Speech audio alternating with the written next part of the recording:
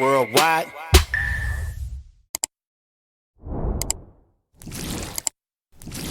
Good morning, good afternoon, good evening. I go by the name of Caesar, aka Mr. Sneaker Out, and you're tuned in to yet another installment of Apparently This Happened.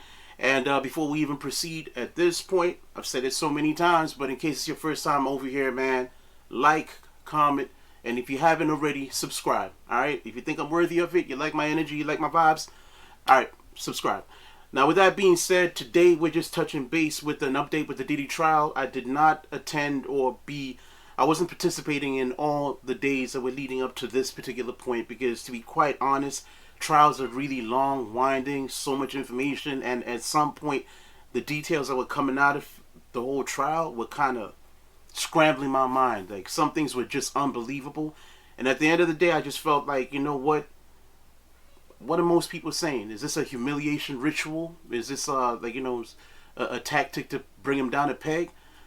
Because, to be quite honest, the whole RICO aspect of the whole thing, I don't know. You get what I'm saying? Domestic violence, him being kind of like adventurous in his endeavors when it comes to things in the bedroom and stuff like that. Yeah, he's kind of strange, right? Things that I wouldn't participate in, and I'm sure some of you guys wouldn't participate in. But we're not here to judge, right? But we have a massive, let's say it again. We have a massive Diddy trial update coming from TMZ, and they're saying that things just exploded. And let's just hear what they have to say. All right. Now, with that being said, we already subbed up. Proper etiquette, you already know. Smash that like button because we're using the material out of respect. All right. And they've been doing this a long time in the game, man. We aspire to build the same type of platform. But let's get to it.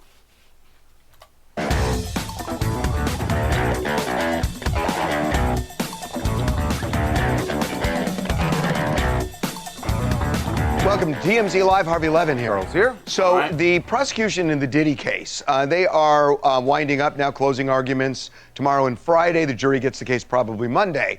So the prosecution just filed paperwork today, actually in the form of a letter to the judge, saying that they wanted to simplify the jury instructions per the judge's instructions. And what they're doing is they're streamlining things. That there are charges alleging kidnapping, arson, that's the Kid Cudi case. They are alleging aiding and abetting in sex trafficking. They are slimming that all down so that they're not going to kind of overburden and overwhelm the jury with instructions. Right. They're saying that to the judge that when you give the jury their instructions, just leave out the attempted kidnapping, leave out attempted arson, but they're aiding saying, and abetting. They're saying there's still actual kidnapping. Yes. Actual arson. And those things, the counts, the charges still remain. They're just saying there's no reason in the jury instructions to tell them about the attempted kidnapping. And Charles, I'll tell you why. Because actual attempted means you failed or didn't go through with it. They're alleging it was gone through with, so why bother calling it an attempt as well? Right. And they're just trying to, because the jury is going to have, there are so many, because there are 4 counts there, and because one of them is a RICO. So a lot of people online, with the updates that they've been getting, is that they've dropped the charges, and I don't think they've dropped the charges per se when it comes to arson, the kidnapping, and the aiding and abetting.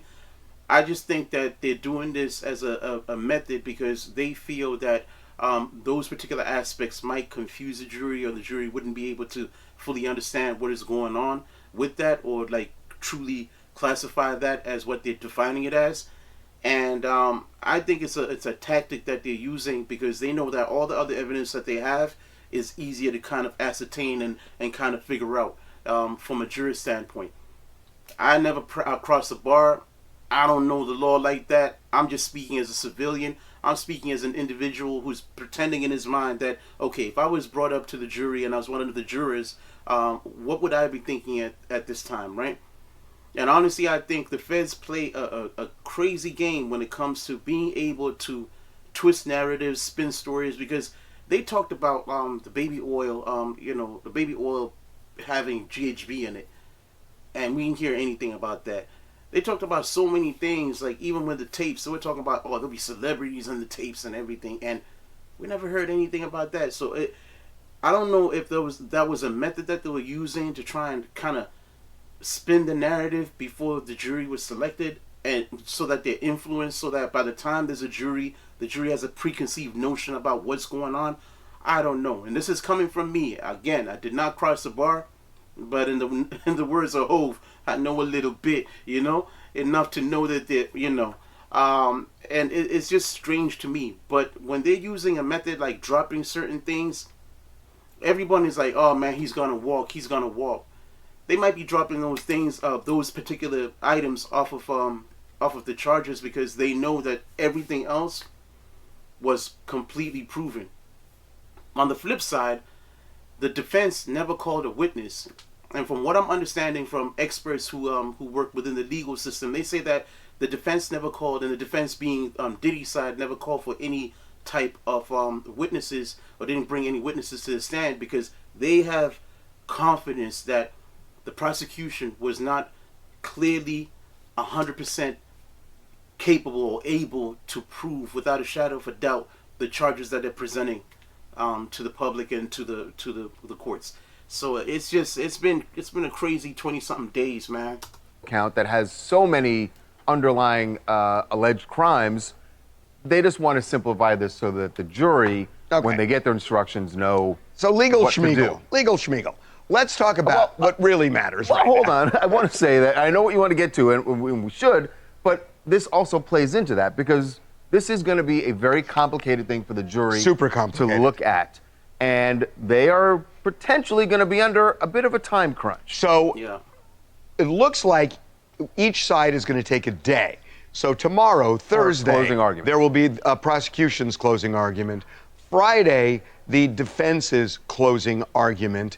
And then the judge is going to give instructions to the jury, which may take a couple hours. Because of what we just talked about. So realistically, the jury's going to start deliberating on Monday. Right. So you got they might have an hour or so late on Friday. Or they may do it, we don't know, they may do it on Friday, depending, they may do it, but the jury's probably going to start deliberating in earnest on Monday. The reality here, folks, is that if you've talked to your friends, some people say, oh, he's guilty on everything, he's guilty on nothing. I don't see the RICO charge, but I do see the Mann Act charge. Yeah. So my gut tells me, and I don't try to guess juries, but they're not going to all agree right out of the gate. Yeah. So there's going to be debate and going over evidence and talking. So Monday goes in. Remember, there are 28 days of testimony, and they're going to go over a lot of.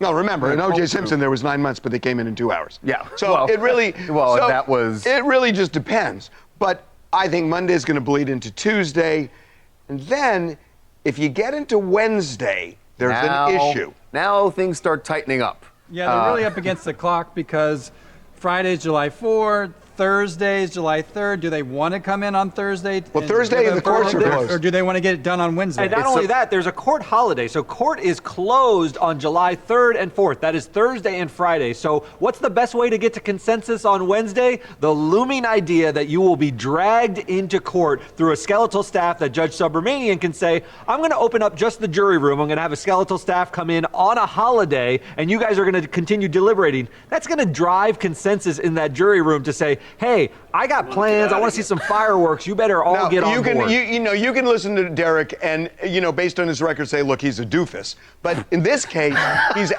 it's true, but we don't say it out loud like that. In this case, he is actually right that experientially, that when you have these 4-day holidays, it's shocking how many juries suddenly reach a consensus Suddenly right I have before. clarity. You know what? All the 28 days of testimony, I've been seeing it crystal clear. Well, not just that, but not just that. But you may have an 11-1 split or a 10-2 split on one of the counts, and those Pressure two, on those and the holdouts. pressure on those two, they may have family picnics, they may have family parties, whatever. At a point, I know that's.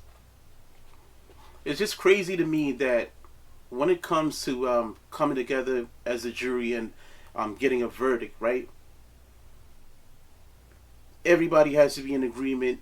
Everyone has to just agree that we all agree that this person is either guilty or not guilty. One. Number two, the factors that they just mentioned right now, influencing a person's mind and a person thinking, I just want to get back home. Man, there's a 4th of July party, man, such and such, those big parties, and you're trying to tell me that I might miss it this year? Nah. hey guys, man, we need to get this going. It's just all these factors. Sometimes when we look at the law and we hear about these cases without knowing the inner mechanics of how it goes, man, we have no idea that all these things factor in the decision making ultimately that has someone's life on the line. Because someone's life is literally on the line. He could serve up to 25 years or whatever it is, man, or he could walk and be with his family. And it is all determined by people's perception of what they heard, and also the pressures of, oh, it's a holiday on that day. Man, I don't want to be stuck on the weekend doing it. But it's crazy, man. It sounds trivial and crazy, but there is that kind of It's inert in the back pressure. of their head. Yes, It's definitely going to be, not even in the Yes. back of the head, maybe, toward the front of their head. they don't want to have it linger over the holiday. They feel that pressure, and it happens Now, a lot. Can I just say, on behalf of the jurors, they also, I would hope, are taking this very seriously. And if it That's what I'm means saying. that they have to come back on Monday, then so be it. If they don't get it done, they'll get it. All right, so they'll get a 3-day weekend instead of a 4-day weekend. And right? they've Because already nobody's lost, proposing. They've already lost most of their summer. It's been beautiful days that they're walking out of court, sun shining. Dude, the it's birds are 110 in They've New been in here York. since Yeah, there are- May. Nobody wants to be 28 outside. 28 days, Nobody. 34 witnesses. They already went through Memorial Day. This past week, man, the temperatures have been like 33 degrees Celsius, man. I think that's about 100 and something. And yeah, man, we've been working indoors, doing whatever work indoors, and ordering whatever groceries we need. We're not trying to venture outside, man. And thank God we have that ability and that option, because it's been crazy outside. Humidity plus the heat, man, is a dynamic duo and combo that you do not want, man. It's wild, man. They're getting Yeah. vertigo. They seem tired. They And seem tired. And the judge is not going to let them on Wednesday say, we're deadlocked, so just call a mistrial. The judge will say, you have to be hopelessly deadlocked. I'm not going to have a mistrial after 3 days of deliberations. I'm going to bring you back on Monday or bring you in on Thursday. So they're not going to be able to just get out of it. Which puts all the more pressure on them to come up with a verdict before the holiday. That's exactly right. They will have pressure to come to a verdict because Judge Subramanian is not going to let a mistrial happen after just 3 days. Or they just come back on Monday and it goes on. Hi, it's Nikita from Louisiana, and what an interesting turn of events. I think the 4th of July holiday will allow the case to speed up a bit. I feel like the jurors want to get out. So yeah, man, that is a current update, man, with the charges that have been dropped, or they have opted to not add into the influence that the jurors have. It is gonna just boil down to the wire, man, or just cut down to the wire to just see exactly how this all plays out. In my personal opinion, have they successfully proven that he has proclivities of an actual kind? I won't say the full word. Absolutely. Would they prove that unequivocally he is an abusive man who's kind of like, off his kilter, man, and has deep rooted issues? Absolutely. But does he seem a little vindictive and all that? Absolutely. But do I believe, based on the information that I've consumed, and I haven't been involved in really just reading into every single thing that has been taking place, but I get summaries and I read over the summaries of what happens over brackets of days, the most impactful information. And out of the information that I'm seeing a lot of consensual activities taking place. I'm seeing activities that are taking place that are mutually beneficial. You do this for me, I do this for you. You take care of my proclivities and the things that I like, my little kinks, and I take care of you with the comforts that you need. So I feel like it's been a symbiotic type of relationship when it comes to people accusing him and so forth. Do I feel that the RICO has been proven without a shadow of a doubt, man, beyond reasonable doubt? Absolutely not. I don't believe so. But this is coming from the perspective of a person who never crossed the bar. I don't know much about the law. It's just based on the definition of what a RICO is and what I read about, the research that I've done, and countless other people who are involved in the law who kind of mutually agree with me and say, hey, you know what? We don't feel that the prosecution truly proved that this is a RICO, right?